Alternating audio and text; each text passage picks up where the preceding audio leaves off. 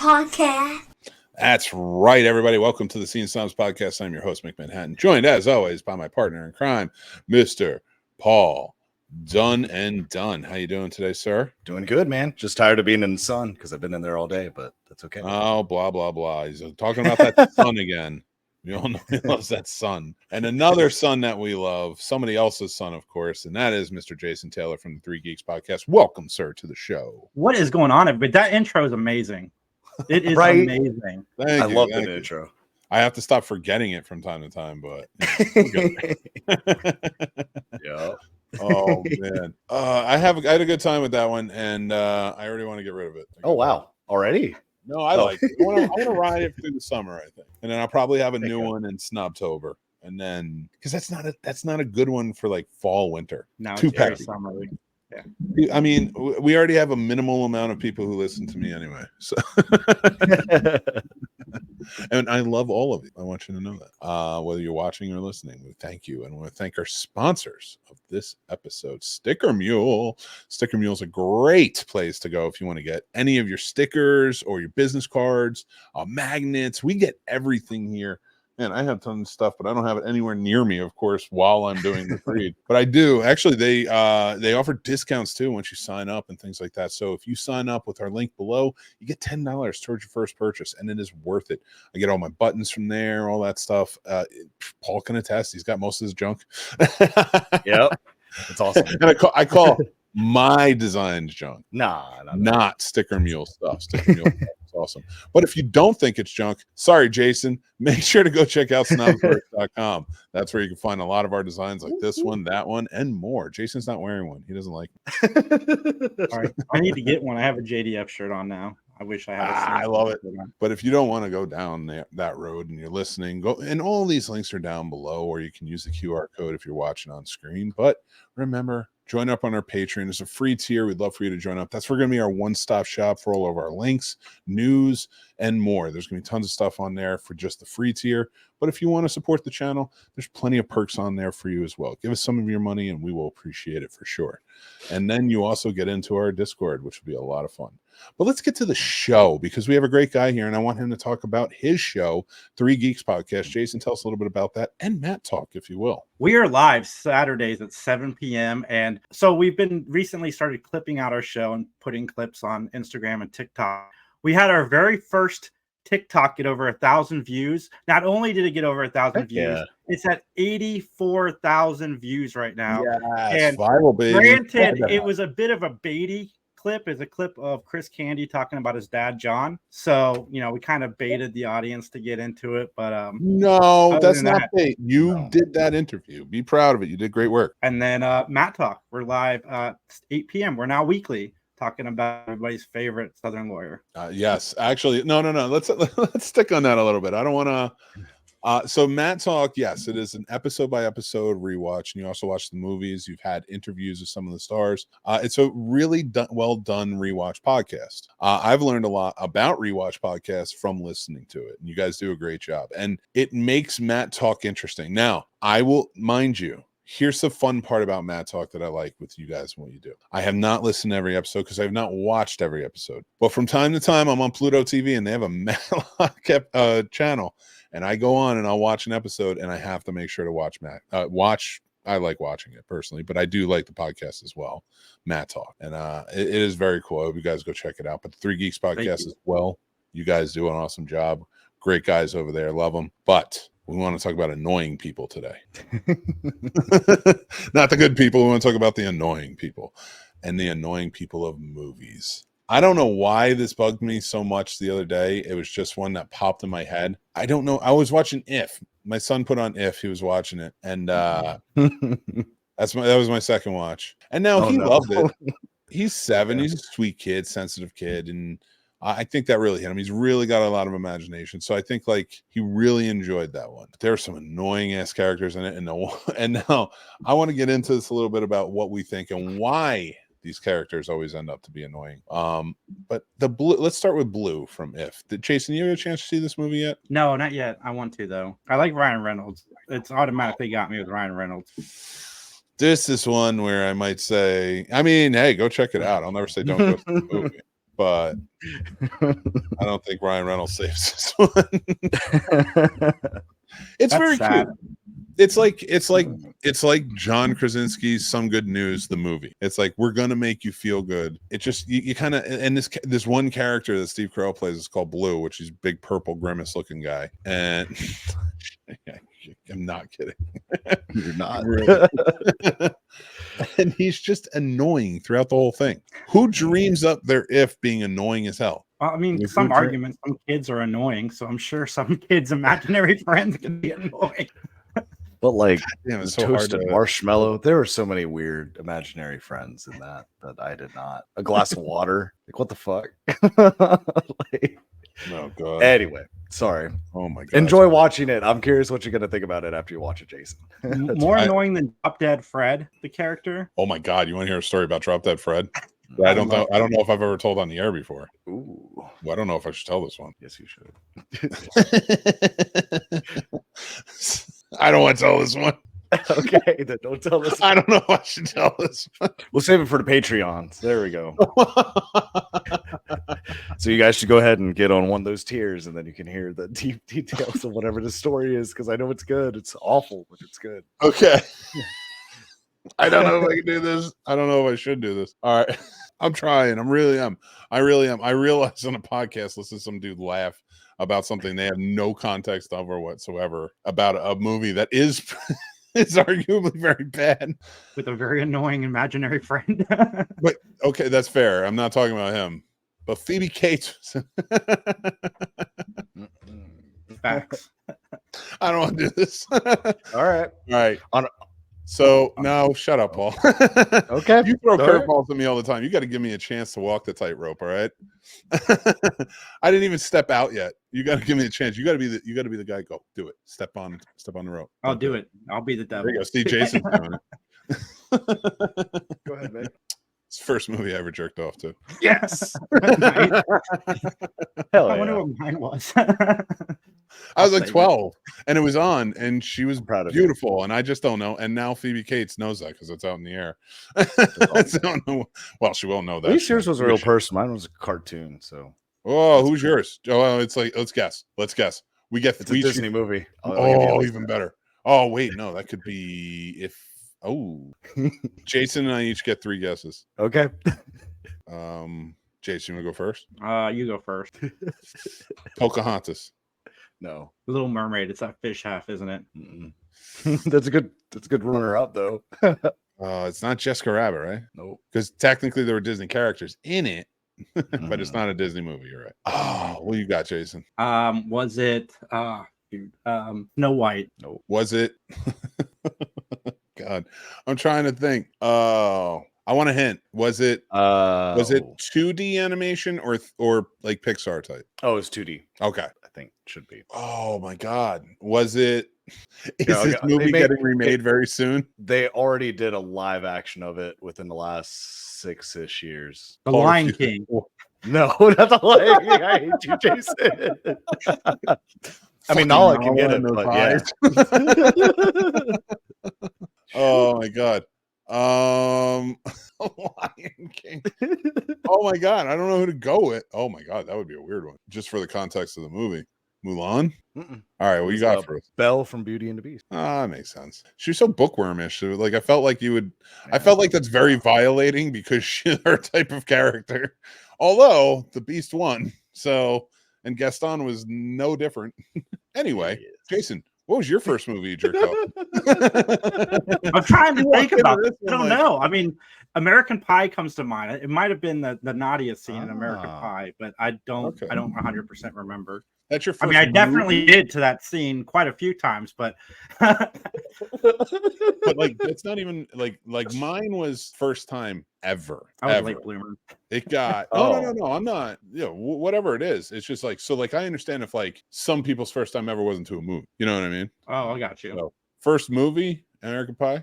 Cool, I get it. And now, and now, and now, who knows? But Phoebe Cates, whoever. Oh, Shannon Elizabeth. Whom I met on. That's even better. Hell yes, Jason. Did You're it come genius. into? Did you meet her and it came flooding right back in. Oh, dude, I fell in love with her just looking at her all over again. We Oh, were at I a don't doubt con. that. Yes. I love like it. I love it. this. All right. I don't want to go this route, but once you said it's your fault, Jason. You brought it to this point. You said brought up drop annoying imaginary friends, so I just took the ball. What I'm saying is, you brought up Drop Dead Fred. It gave me some really unrequited feelings at the moment. Yeah. And Nick's I gonna needed- rewatch that tonight, that's for sure. Paul's gonna look at it in a whole new way. Yeah. Hey, listen, it ain't the first Good one. time we tank topics. Oh man, no, I'm not gonna make anybody feel uncomfortable talking about stuff like that. Oh, But boo. favorite sex scene in a movie? Go. Ooh. Unfaithful. You don't have I to love answer when if they you don't fuck in the want. bathroom.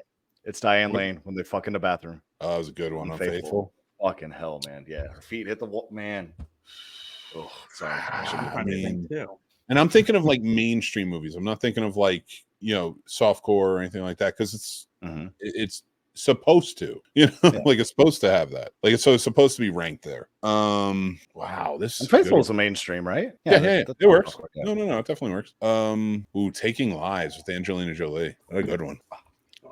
Elizabeth Berkley and Showgirls is the runner-up too. I know what my favorite sex scene I ever saw was Brokeback Mountain. I'm just saying.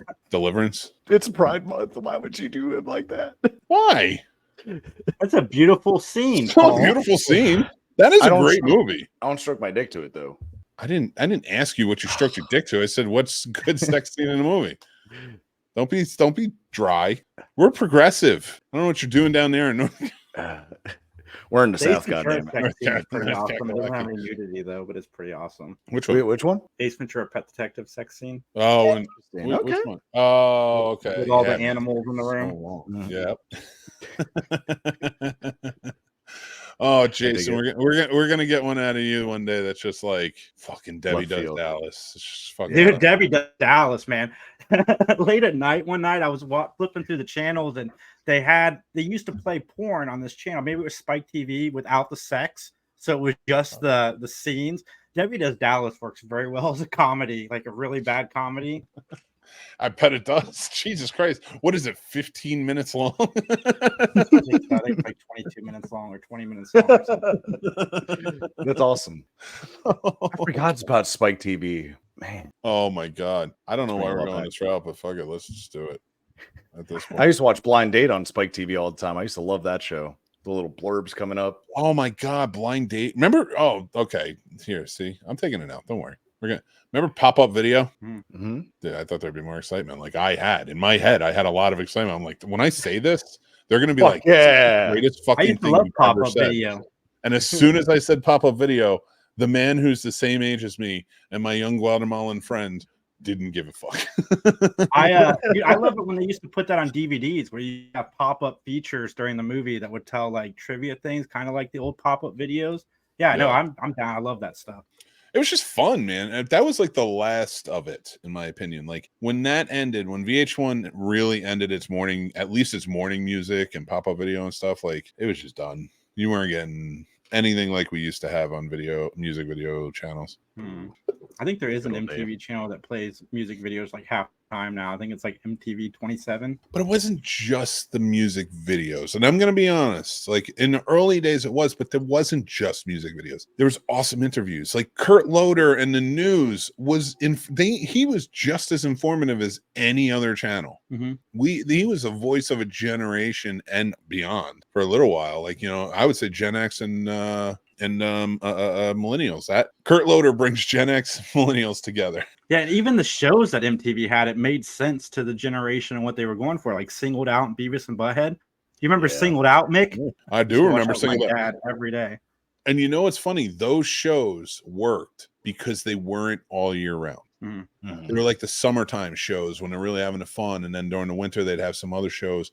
But they always had interviews, and it was always music oriented. They were always at the hub. Remember when they did their award shows? Like the VMAs, I guess, is still like kind of a thing, but I think it's more over in Europe. But do you remember how big? And it was honestly the best award show every year running, the MTV Movie Awards. Snobs. Paul's like, I wasn't alive. I don't know what you're talking about. Yeah, no. I never saw. I was like the one Britney Spears hosted in like 2010. Yes, Paul. Oh It was my that God. Before that, I'm going back to the 90s, people. What are you talking about with this? no, I MTV agree. Chris Movie Rock. Awards. I remember Chris Rock hosting the VMAs. I love VMAs. Oh wow. I care less about the VMAs. I like the movie one because the movie one was always fun, man. They always had Oh, like they were fun too. Yeah, absolutely. had crazy stuff going on. It was like a really like even you knew who was going to win. It wasn't really, it wasn't really like the Oscars were supposed to be. And you were okay with it because it was MTV and everybody was just going bonkers. They gave Chewie the freaking medal on that stage. Finally, 20 They were years like rock later. concerts. What? They were like rock concerts. You knew who was going to win. It was the popular person of that year, and you're like, yeah. Always a good time, man. I always had so much fun with the MTV Movie Awards back in the day, and then that was just like blew up. Young millennials. I'm just gonna send a message to you, Paul. You're included in this. Really fucked it up for the rest of us. It was fun. You're welcome. We set it up. We put it on a tee for you, right? Mhm. We're like, here. Mhm. All you got to do is improve, progress. Maybe Mhm. bring more people in. Make it about love. We're teeing this up for you. Here you go. And your generation pushed it over a cliff and then pissed on it and then dumped lighter fluid and then threw torches over the cliff, knowing it's a forest and it's going to create a wildfire. And it just blew up. You destroyed all the last bastion of fun. The 80s and the 90s were the two funnest decades for children. Were they getting kidnapped in mass droves? The news would make you think so. But they were outside. They were getting the air. They were having fun. Kids, they were just doing it. And now you killed it all. And I blame you, Paul. What do you say, Jason? Blame Paul. I blame Paul too. But Mick, some hope in your life. MeTV today just launched an animation channel. That's saw all that. Saturday morning cartoons and good Saturday morning cartoons. I don't know if they're still good. I'll find out when I start watching it, but that's going to be on my TV all week. Oh, I will tell you right now, I have watched old Looney Tunes, old Hanna-Barbera, like the old stuff. I'm talking 50s, 60s, stuff like 40s, 50s, 60s. Holds up. Still great. They're still so funny, and then what did even that, like we brought Looney Tunes back and with Space Jam, and it was amazing. And you guys fucked it up. You gave it to LeBron, and what happened? Then you gave it to Zazzle. I like you, Gen Z. I like you, young millennials, Gen Z and Gen Alpha. I hope you take the world and run with it and do great things and shut us up, but bring it back to the 80s and 90s. It was fun. So I got a question for you since you guys just brought it up, though. How do you spell Looney Tunes without looking? LOONEYTUNES. That's what I was going to say. Damn. See, I don't remember though. I thought it was always Tunes, TOONS. No, because it was merry melodies. Yeah. So it was supposed to be like little vignettes between the music. So Looney Tunes. I remember Tunes. I'm not gonna lie. Yeah, man, you can't get one past us. Tiny Tunes was TOONS. Maybe that's why I messed it up in my head. Yeah. That makes a lot more sense. Yeah, I think. See, your feeble-minded generation and the precluding ones after that. That's how we fucked it up. I mean, you guys still have Animaniacs on. You still have. You're missing Freakazoid. I don't know how you guys. Yeah, we got Scooby Doo or Velma, whatever the fuck they fucked that up. Pinky and the Brain are back. Beavis and Butthead are back. Beavis and Butthead are back. You guys are taking our stuff and they're just not the same. It's like you took our children, cloned them. Mm-hmm. I don't know what you did with the real ones, but you're giving us back the clones, and they're just a little weird. I don't know. I like the Beavis and Butthead cartoon. The movie was whatever, but the new cartoon series, they make fun of the reality shows and stuff. I lose it in TikTok videos. I've seen some of them because they play it on Pluto. So I've seen some, and then they have it on. But that movie just destroyed me. Do the Universe. I was like, please no. I was like, I get it. I get that the movie had to be bad and had to rocket them to the future. So then that way we could have them here doing the same shit they did at the same age. And I like seeing old Beavis and Butthead. They go to that a lot in the show too now. Oh, I don't know. But like still, Paul, why did you guys do this? Why are you stealing all of our stuff? Think of your own original stuff. Even Just Ninja got Turtles bored. is coming out with another one. God damn it. Yeah. Ghostbusters is back.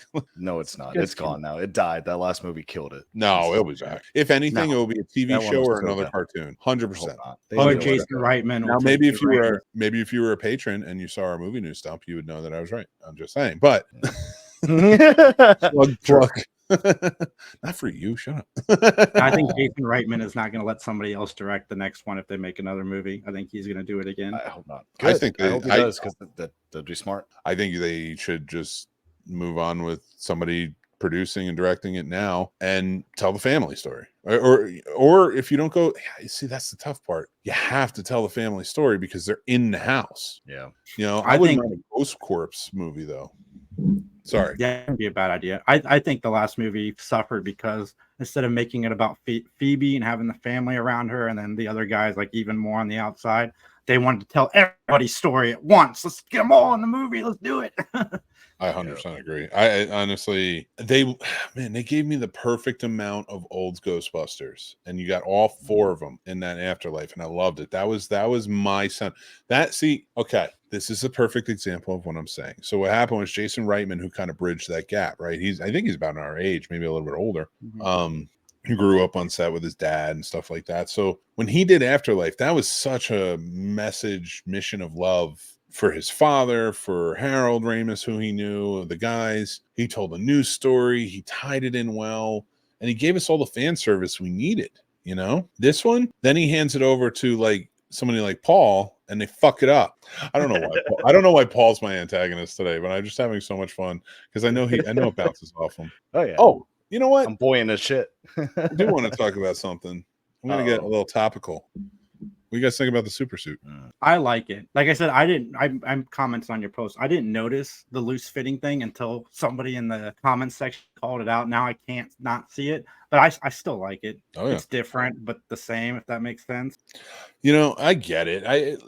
Actually, before we go, no, we'll get back to it. But I do want to talk about, let's keep it continuing. Paul, what did you think about the Superman suit? Sorry, somebody had sent me a message and I want to bring it up. I didn't think it was bad. I don't know. I don't like that they keep changing, I guess, the suit. So I'm kind of like, just kind of leave it alone. But I'm not invested as much into Superman. So I'm not like, oh, this fucking sucks. Or I'm like, oh, this is awesome. I'm just kind of like, I just don't get why we needed to change it again. But It's just change of creators, honestly, at this point. Right. You know, Snyder had it. So do you think this guy fits the role though? I do. I'm a big Superman fan, but I like him in a role. I more so like Rachel Brosnahan as Lois Lane, but I think he fits. I don't know much of his work though either. You know, it's funny you say that about Rachel Brosnahan. I loved Marvelous Miss Maisel. Well, the last season just didn't hit home for me, but I loved the show kind of going through it. And I was telling Mary when we were watching that, I was like, she looks like Lois Lane. She has that spunky attitude.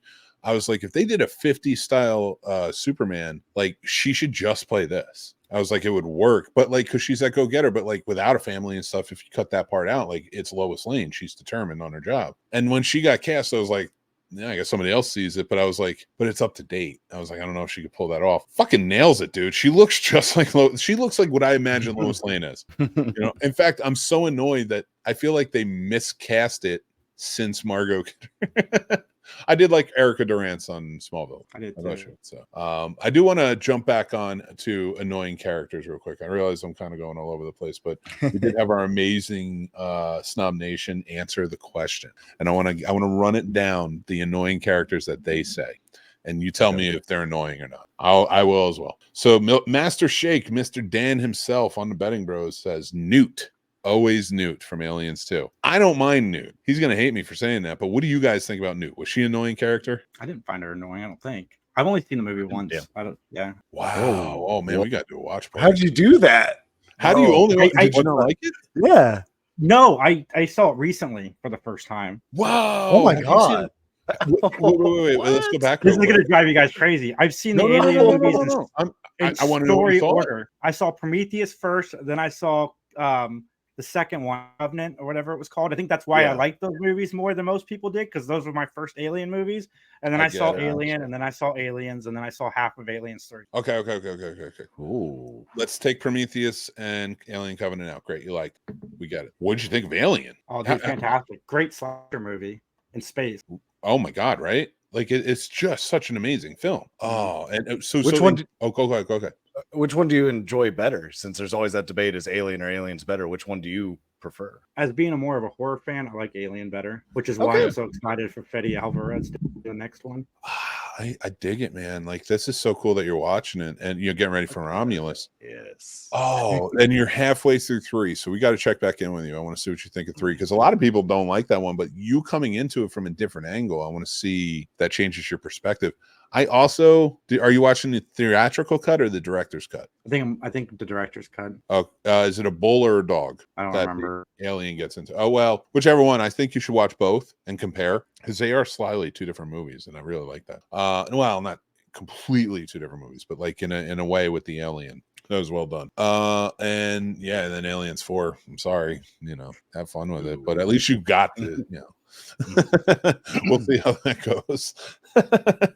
But that's awesome though, that you got to just watch them. Jesus, that's so cool. I love hearing that. That's why, please, if you ever watch something for the first time, I want to hear your reaction, because you never really get that anymore. You get a lot of people out there bitching. You should do that on your TikTok. You should add all the movies you haven't seen, your opinion of them, your first watch opinions, because like I said, like like it's either young. I like the young movie reviewers on TikTok and Instagram and stuff like that. Fair. Who have never seen anything before, because I want to hear their perspective of, how's it fit through the lens of youth, and not my youth. But I want to hear older perspectives, guys my age who maybe haven't seen it, because guys my age who look similar to us everywhere are podcasters, usually movies, and they're always bitching. So I can't listen to it. This is gonna blow your mind. I've never seen The Abyss or True Lies. I just picked those up too to watch. I can't wait to hear you talk about The Abyss. I want to hear those. Oh my god, The Abyss. I can't wait to watch The Abyss in 4K. Max says it's really good. If Max says it's really good, then I'm excited to check it out. I like The Abyss. Yeah, I like The Abyss better than, because Leviathan came out around the same time and it was sort of similar with the underwater vibe. Yeah, I like The Abyss better though. It was like it had a cool alien type of vibe to it. Not alien. I meant like fucking Cocoon and shit. Aliens, like the not terrible. Not like so good. Not so afraid of them you can't fucking take care of it. And Michael Bihn's pretty cool in it. Yeah. So check that out. I can't wait to hear what you think. And on True Lies too. I just opened, not opened. I shouldn't say open. I did not open. I was hosting and introduced. I don't know why I said open. Well, technically I was a part of the main show right before or the first show. But yeah, no, it was a lot of fun. Yeah, so I can't wait to hear what you think of True Lies too. That's gonna be a good one. Oh, dude. All right. Samuel and the Babadook. Sir Sturdy himself says that one. He hates that character. Fuck yes. I don't think he was annoying. I just think he was like, you gotta take, like, I got a soft spot when it comes to kids, because it's like, I don't blame the kids. If the kids are acting like that, there's a reason they're acting like that. They need something, and that kid clearly needed something. He wasn't just trying to be a dick. That was a cry for help. And that mom, I understand, was very, very, very, very, very tired, very, very, very stressed, and at her wit's end. I'm not, and this is not going into a criticism of motherhood. That's not where this is going. I was like, and that mom, like, it's just a lot. And I get it, but it's still, you got to do it. You just got to do it. Like, it sucks, but and she did. She dreamed up a monster to murder that kid, or depending on how you see that movie. It's open ended. Neville. Go ahead. What do you think about him? No, I was just gonna say, I couldn't stand that kid crying and yelling all the time. I was like, man, my dad would have beaten me senseless if I had ever cried like that, like even once. So it doesn't compute to me. Like the mom just being like, stop or calm down. I'm like, I didn't get none of that. So like you're getting off. Well, fuck. Like, we weren't even allowed to cry. So like, I can't even imagine to that extreme. Like, holy fuck no. Oh, all right. How about Neville Longbottom? Mike Oxmill says he creeps him out. What do you think about? I like Neville. Sorry, it's not annoying. What do you think? A resident geek. Harry Potter. Yeah, he's kind of Yeah. annoying. Damn. Oh. Oh, Tim actually gave Newt. I think it's Neville Longbottom. Kind of reminds me of a certain roommate I have. So I think that's probably why I don't find him Wait, annoying. I think I know who you mean. So does he? And that's it. Welcome. But no, give him the credit. He looks like yeah. Neville Longbottom more now. You know, like He doesn't not look like the fucking before. not like the 10-year-old Neville Longbottom. I'm talking about the one who's like, So let's give that man some credit. But Tim said Newt, but Dan beat him to it, so he gave up. He hates Hobbs from Fast and Furious. Everything about adding The Rock made the movies worse, he says. I hate everyone in Fast and Furious. So Everyone. I don't like those fucking movies, Nick. I didn't become a Fast and Furious fan until Hobbs was added to the cast. So I guess I can't agree with that because that's when I started liking the movies. I love it. Yeah, I mean, I thought they got interesting after. Yeah, I agree. I'm like, these are off the wall. If these are going to keep going and they're going to keep funneling money into them, make them bonkers. They went into space and I was like, yeah, this fits. This seems right. I'm okay with this. I was like, any other franchise?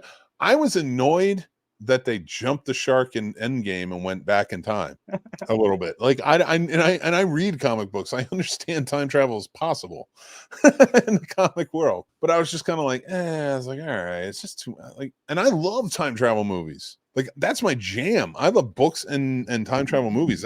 If anything sci-fi besides fucking RoboCop, best fucking sci-fi movie of all time, not an action movie like some fucking people say. I love Endgame, but they got time travel fast. Infinity War is my favorite. Like because I thought Infinity War just was amazing. But I loved Endgame too. Don't get me wrong. It's just the time travel, time heist aspect. I was like so fast. I get it. Yeah, it did. Tony Stark did it in an hour. And Katie says, who actually these are her drawings up here, her reprints of her drawings. So thank you, Katie. Says it's Cartman from South Park. He's annoying. He's funny because he says outrageous shit. You're welcome. That's my generation, so you're welcome. I don't give a shit. That's very fair. It's our contribution. That's all you got from us, but there you go. And that is everybody's opinion on that. I'm going to say this. El Camino is a movie, so Skylar White is still the most annoying character in movie history. Can't stand it. I get it, but I can't stand it. I get her mental health journey through all of that, but she was still an asshole before. So she's still the worst. And gentlemen, before we move on to our other topic, any annoying characters you want to throw out there? I'll let you go ahead, Jason, as our guest. Go ahead, go first. My annoying character, Drop Dead Fred was on my list prior to coming in here because I can't stand Drop Dead Fred.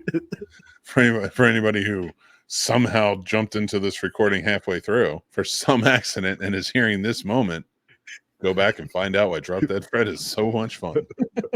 Not specifically a character, but the character in movies that calls the main character and says, I have information that's going to blow this out of the water. Meet me at midnight. I hate that character and everything because they're not meeting them at midnight. It's not happening. We already know it's not happening. As soon as that phone call was made, it's not happening. By the time you get there, it's over.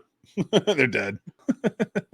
I love it. Paul, what about you? On the phone. Solve everybody's problem. Yes. I said the Spider-Man with the younger Spider-Man. What's his name? What's his name? Tom Holland Spider-Man? Yes, thank you, Tom Holland. Yeah. So from that one, this the friend Flash, the Indian looking kid. It's Flash, right? That's his bully. Yeah, I hate that guy. He's annoying as shit. Okay. Like can't say like he pisses me off. I see him on screen. I'm like, this motherfucker, man. Like in anything? Yeah, just because of that. You went to Vendetta. I was like, what's your movie character you hate? He was like, I fucking hate this guy. Yeah. And next week on the show. Oh God. All right. It's time. 5 takeaways. Our top 5 movies that take place in the South, baby. That is correct. Let's get it on. All right. I will kick us off with my number 5, and that is To Kill a Mockingbird. I love that book. I love that movie. It's nostalgic more so. As I've grown up, I've realized what white saviordom is and everything else, but still, I think it's a great heroic movie. Atticus Finch is one of the best heroes in fictional history. And what is your number 5, Paul? I went with Forrest Gump. Ooh, interesting. I really like Forrest Gump. I mean, it's just a fun story. I mean, I get why people kind of shit on it a lot, but I also think it's just one of those staples just for moviegoers just to enjoy, because it's got a little bit of everything kind of in there. You got the childhood, you got some love, you got some fight scenes, you got the comedy. I don't know. I just think Forrest Gump is a pretty easygoing movie and a good Southern movie. 30 years old this year, so I get it. Is it? Yes, it is. 1994 came out. Damn, dude, I was 2 when that came out. Oh, sorry, you guys. Okay. What's your number 5?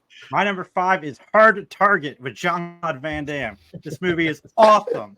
Yes. I love it. I love it.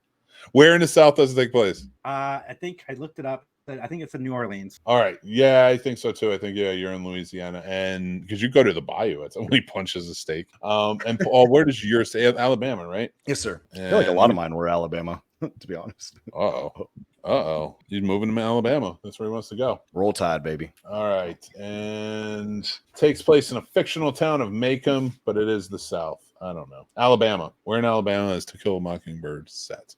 Damn. 2 Alabamas. I like it. All right. Let's get to it. Good on you, Alabama. Roll Tide, I guess. Yes. What? My number 4, Smokey and the Bandit. Ooh. I love that movie. That's a comfort movie. I watch that all the time. That's a great movie, and it is a true South movie. So, what is your number 4? My list. So my number 4, of course, because it has some circus involved in it, and it's beautiful, and Danny DeVito's in it. It's got to be Big Fish. Ooh, good one. Good. And they filmed that in North Carolina. Oh, was it North Carolina? I wasn't sure if it was South Carolina or North Carolina. I was trying to figure it out. That is awesome. And you could go visit that little town they filmed like that forever town in, and it's a lot of fun to just go there. I don't know. How far from you is it? 2.5 hours. Oh, son of a bitch. Is it closer to me or farther from me? I think further from you. Well, then I'm out. I'm sorry. I mean, closer, Mick. No, I like Virginia. I can't go too south. They don't want me back. Jason, what's your number 4, sir? My number 4 is Dale and Tucker vs. Evil. This may be a controversial pick, but according to the internet, it takes place in the South, even though it takes place in West Virginia. Is that the South?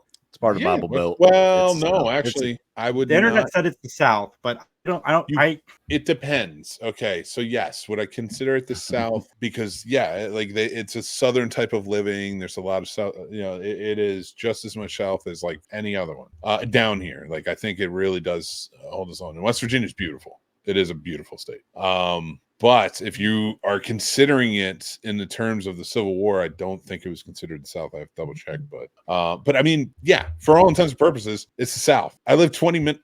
Uh-oh. Well, Jason, it was fun. We'll figure out our 3 from there. He was almost out anyway, but we miss you. All right, what is my number 3? Oh, let's bring him back in. So I don't know what happened there. All right, let's pick up. And he's back. All right. So great. Now I got to edit. I didn't have to. No, I'm not editing this. This. Yeah, I wouldn't. Whatever. Dale and Tucker is fantastic comedy. Everybody check it out. No, I'm keeping this in here for all the bullshit. Even on the YouTube clip that this comes off on, everybody's going to know Jason ruined.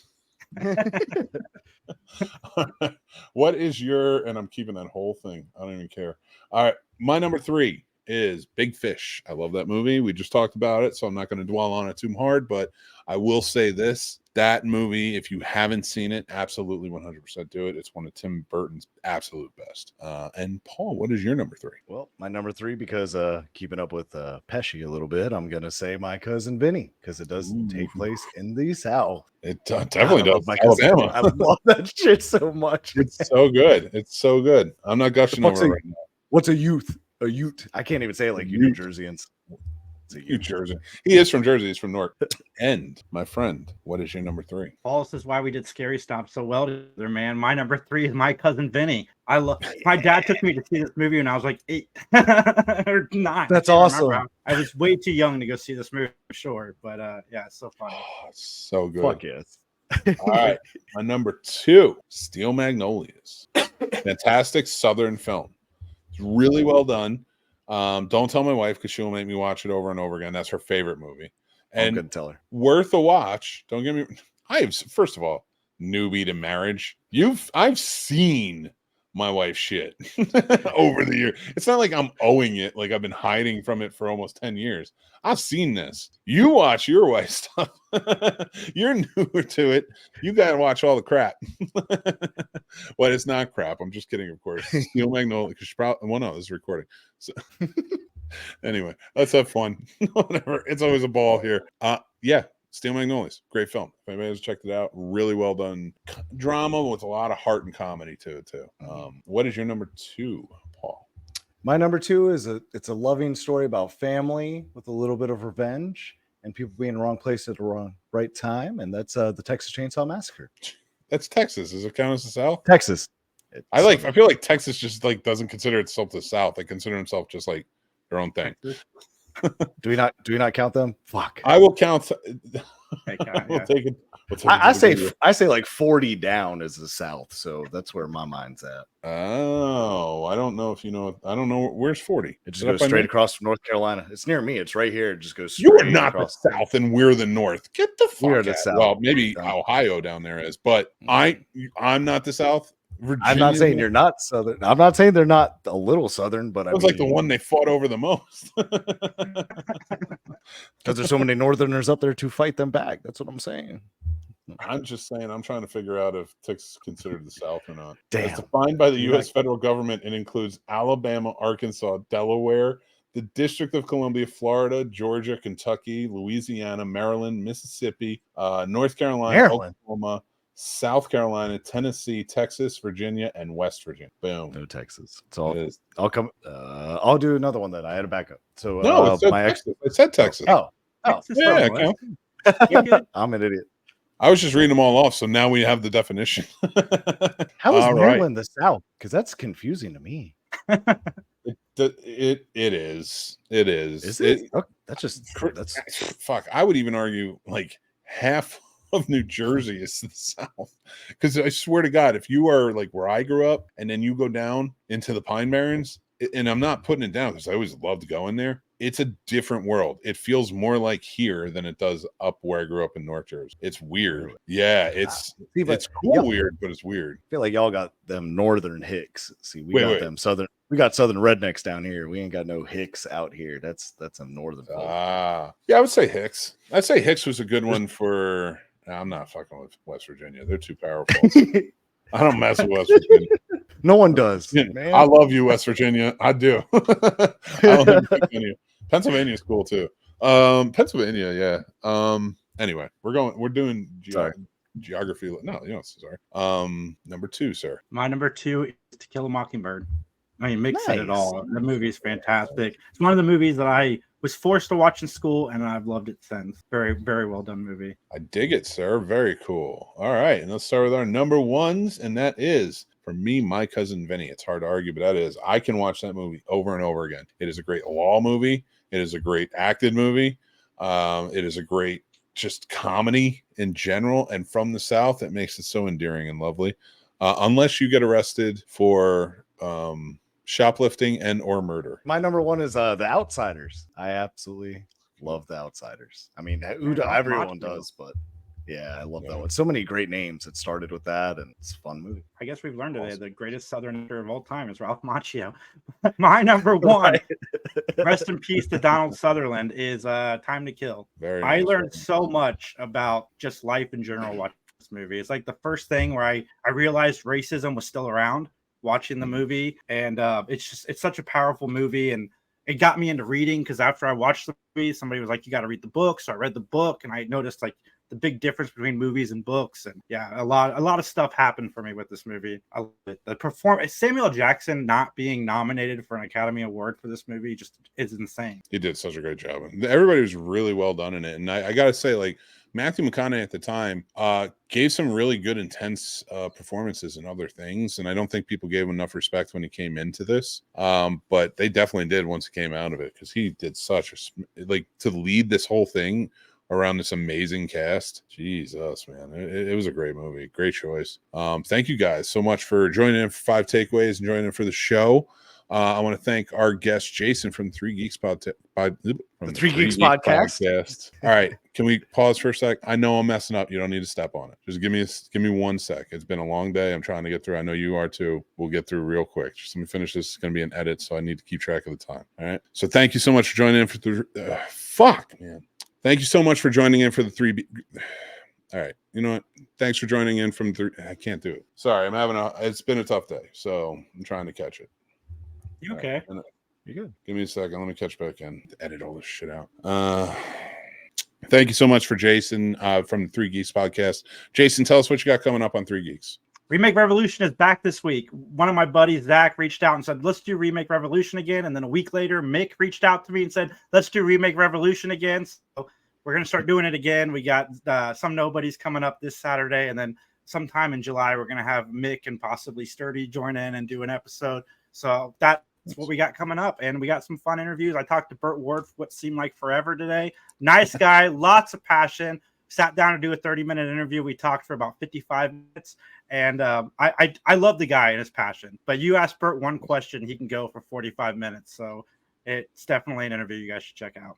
All right. Awesome, man. Well, I can't wait. You were telling me a little bit about it right before, so I can't wait to check it out when it comes out and see more from it. So I'm going to say thanks so much, Jace, for joining in. Really appreciate you, and can't wait to watch Remake Revolution and be able to be a part of it. Yeah, can't wait, man. All right, brother. Well, we're going to let you go, and then we're going to get started on our reviews and close out the show. Thank you so much. All right, guys. Bye. Take care, bro. All right, guys. So, thank you so much to Three Geeks podcast. Jason Taylor coming on and hanging out with us. It was really a lot of fun. But, guys, we're going to get into our reviews tonight. Let's do it. Are we ready? Let's go.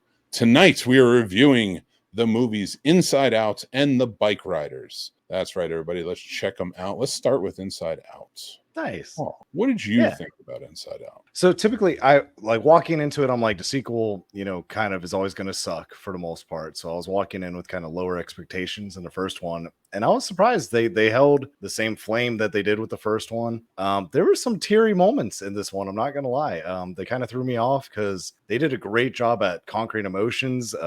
When anxiety got introduced and anxiety had an attack, I couldn't hold back the tears. None of us could. I think it was 4 of us together. And I think it was a very real, that's what happens inside of you. And I thought, as a kid's movie, they might not quite understand the complexities of it, but as an adult, you just feel for it. And it's like, wow, that's literally like a direct visualization of what's going on inside of me sometimes. And it's just like, damn, that's what, I don't know. I thought it was well done. I absolutely loved it. I love what you're saying. I think that's I think you're spot on. I'm sorry to step on you, and we were talking about that earlier, but please continue. I think you're right. You're hitting the nail on the head about it. Captured everything properly and perfectly. I think it was also very familiar because it was now teenage years, and once it came in, I think those extra emotions that they were talking about, especially anxiety, pops in, and that was familiar to us as adults too. I know for me anyway. I don't know about you, what you thought, but just the visual representation, even like the tornado. Fuck yeah. And just being glitched out and just locking up, and it sucks. And they had one little line in there, where they're like, oh, you don't need these other emotions anymore. And that tore me up because I was like, you know what? I try to think of myself as a happy person. I was like, but I'm not as joyful as I used to be. I guess I just don't let myself, I think of all the things that I shouldn't be joyful about. So I only get so happy. And I'm like, fuck, man, I need to not, throw those in a box. I need to let those come out more and just live a little bit more. So, kudos to you guys that made Inside Out too, because as far as mental health goes, I think you really challenged me to push a little harder and do a little better and just be happier with myself and all of my emotions, not just, I guess, the surface ones. So well done. Perfect. Yeah, absolutely. And I completely agree with you. All right. Well, we gave some ratings for this one, and I think they were pretty well. It was pretty well received. I gave it a 4, and you gave it a 3.5. That's right on point. I think this one is as good as the first one, if not better. And I also like that in the first one, they gave you both sides of it. You saw Riley reacting when they were doing things, but it seems sort of like they were controlling her. Yeah. Whereas now, like, she was trying to calm herself down, you know, and she was like, yeah, her emotions are going out of whack, but it felt like she was more in charge of what was going on rather than being controlled. And there's something about that I really liked. It added a nice element of, you know, mental health and coping and things like that. So did a great job. Really well done. Yeah. Now another movie we went and checked out, The Bikeriders, starring Tom Hardy, Austin Butler, Jodie Comer. What did you think of this one before we get into what it was about and such? So my mom, of course, immediately after I watched it, she's from the Midwest in Iowa. So of course, naturally, you know, learning that the Vandals were real and from the Midwest area, I was like, I get Chicago's, you know, not the closest, but it's not too far from you guys. I was like, you know, did you have Vandals? She was talking about one story of, you know, I guess a group of them were passing through, and they were kind of how it was in the movie, just immediately like kind of expunged. Like the cops were like, hey, you know, we respect what you guys are doing, but, you know, kind of get the fuck out type shit. And she was just like, you know, they were polite. Like they came in a bar, they all had a drink, and then they all just kind of moved along. So I just thought that was kind of cool. But as for the movie itself, I love Tom Hardy. I do. I like his voice. I just like his stature. I thought it was a great movie. I don't think, I forget the gentleman's name that played Elvis. That's the main character in this. Austin Butler. Yeah, he was great in Dune as well. Dune Part 2. I liked him better in those roles, but I don't think he was supposed to shine as much in this one. So I will say this wasn't my favorite role with him, but I don't think that's a reflection of him. I think that's how the character was made. Yeah. This one was a lot more story than I expected. I thought it might be more of a Goodfellas type feel or Casino, where it'd be a lot more of them doing destructive things and, you know, fighting and things. And it really was just more of a story of the gang, and then, you know, of Butler's character as well, you know, and everything that happens with him. I did enjoy it. I thought I enjoy a good story, and I thought it was good. I thought towards like the third act, if you will, it got a little dreary where it was like, all right, you guys, let's just wrap it up if this is the direction we're going. But I think it's absolutely worth a watch. And if you don't know anything about the Vandals, I found it very enlightening and it's fun. Yeah, you know, it is. I went back and I started researching a little bit about the motorcycle club and the book that was written. Because it was like a picture book, because that guy is following him in it. So the story is about the Vandals kind of coming together. Tom Hardy plays the guy who started it, and Austin Butler plays this guy Benny, who is like his best friend, right hand man. Like these two love each other like brothers, and they go through and they live for the club, and it really is. They're 1%ers. They do their thing. And I'm not saying that as an admonition. I you know, to demonize anybody, because like I have a lot of friends who ride. They're in clubs, and I got to hang out with them. I was somewhat of a hang around for a club, and you know, it was, you know, I think there's a lot of stigma put to bikers, but there is other sides to it too. And I thought this showed it really well. And I thought that it didn't, you know, there's a lot of bad things that happened, but you kind of get it. Like before we get to the part where all the Vietnam vets were and the chapters were expanding and things like that, and then they were picking up whoever, and they weren't really following the rules. It was cool to see the biker gang, never say gang, I'm sorry, not the biker club, go into, or motorcycle club, I should say, my apologies, go into this, and like what they were doing, like you kind of got it. I'm not saying it was right, but it was the 50s, 60s, so I was like, you kind of got why reactions were that way, and they were just sticking up for friends, or like, you know, trying to help out in certain situations, but it was fun. I liked that whole ride. So, and then when they got into kind of the club devolving and almost the Shakespearean ending they give to Tom Hardy's character is really well done. I love the story, and even seeing it devolve, like it was almost like when I was hanging out with the club and Sons of Anarchy was out. You almost saw like you know, a lot of like motorcycle club culture devolve into that, where everybody's like glorifying the 1% and stuff like that, and they don't even understand. I'm not even putting it down 1%ers, like they don't even understand the lifestyle of that, you know. You think this is fun, and it is, but it's a lifestyle. This is something you live. It's not just something you do. Right. These guys are in, you know, that, you know, with the circus and everything else, like you were in, and that's the club you're a part of. And that's why it was always cool to see it from the outside and see that perspective. So they pegged that really well. Here's my prop. And I wanted to make sure I point that out. I did not like the narrative of it from her point of view. I thought, like, when she started out, and Jodie Comer's character plays Austin Butler's wife in the movie, and it tells her tale of how she kind of came into it and things like that. And her accent, she leaned into. She's an English woman, but she leaned in so hard on this Chicago accent. And I'm not saying she wasn't. She did it right, but it was like amplified and exaggerated and disturbing. Yeah. And it took every time. I almost walked out of quite a few scenes where she was just talking, and it bothers me because I like her as an actor. I just could not take that accent, and I didn't. I'm glad I didn't, because when she was in the story of the biker club, it just, I was like, cool. I was like, she's fine. It's still an annoying friggin' thing, but it's not so overpronounced because she's not being interviewed, and it's not like telling a story and like stuff like that. Like, it was just so grating on me. I didn't understand why they didn't just tell the tale from the photographer's point of view. Right. I would have preferred hearing him talk. Take liberties, get him to do it. And it turned into this weird love triangle thing where I was like, this could have been a really good movie, and her character could have been really good towards it, because there were some great scenes with her, but just not as the narration. You know, so like that dropped some points for me, because I could not take it. And I honestly, like, I like the movie a lot, but I don't know if I'll watch it again because of that. Yeah.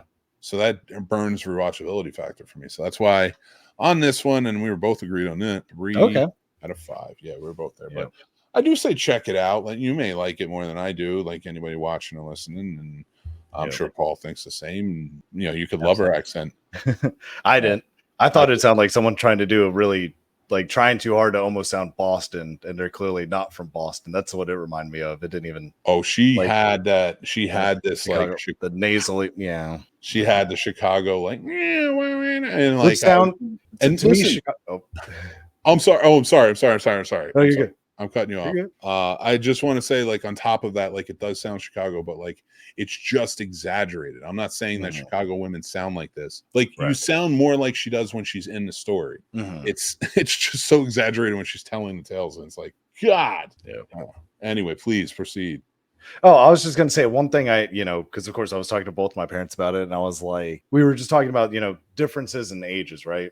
So I was telling my dad, I was like, hey, like, when you were even in college, like, were you still able to get in fights and people weren't sue happy or cop happy? Like, two men could just have a fist fight, everything was good. And he was like, yeah. And I was like, to an extent. Like, I'm not saying violence is ever the answer to anybody, or I'm not saying I support that, but I do think that if two men have a problem and they both agree to just have a clean fist fight, I don't think that's wrong. And I enjoyed that they got in a fight with another club, and then they're all drinking beers afterwards. Like, clearly somebody won, or somebody actually got hurt too bad, and they were like, we're good. And then they're all just drinking beers together. And I'm like, to an extent, I do wish it was kind of more like that, where if that's the only choice, in clubs it is right. It is, and I agree with you. I'm not taking that away from you. Like, I've been there. Like, it's not so, like, when it comes to dealing with things, like, I've had fight, like, a lot of friends I grew up with, like, we started out fighting, right, and then we became friends.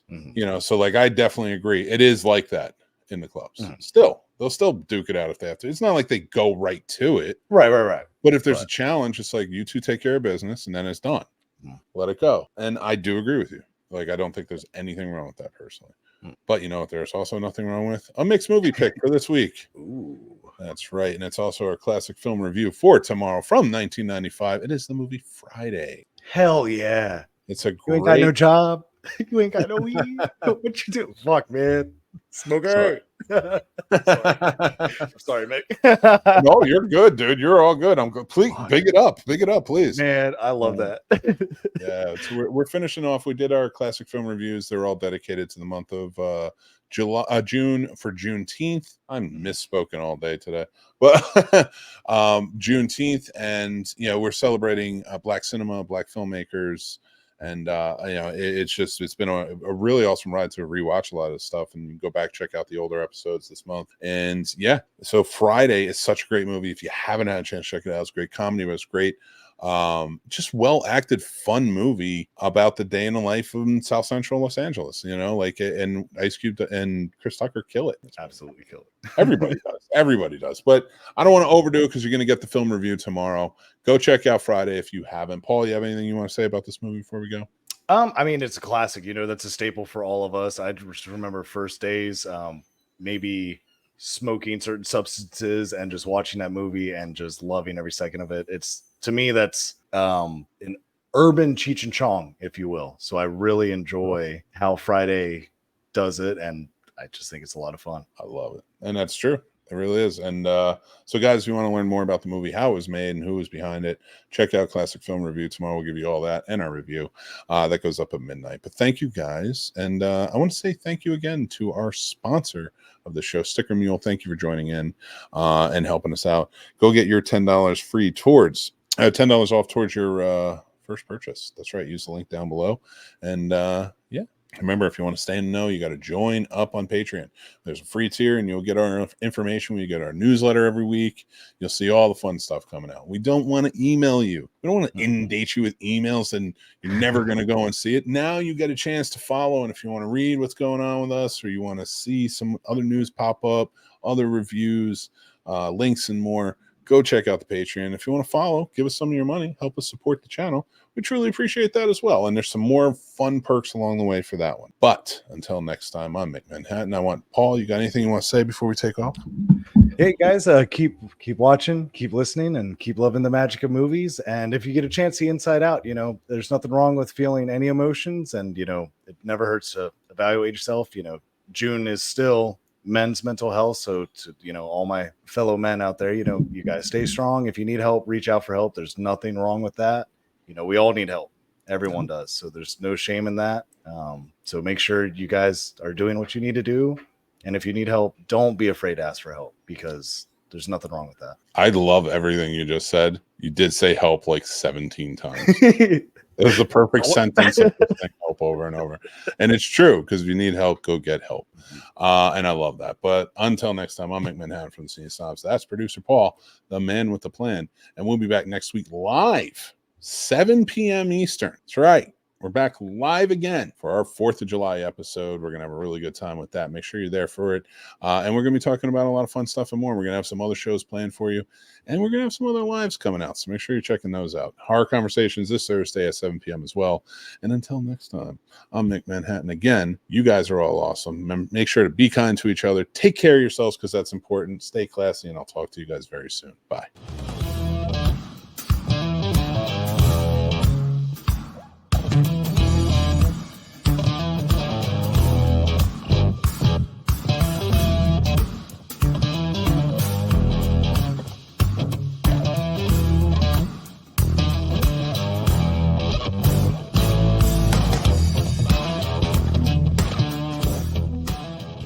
I'm sorry I bit your head off in there, dude.